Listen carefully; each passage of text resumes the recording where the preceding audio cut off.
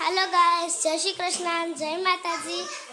हूँ मारा मामाना घरे आई छूँ वेकेशन करवा अने आजे मारा मामाना घरे गोयणी थवानी छे।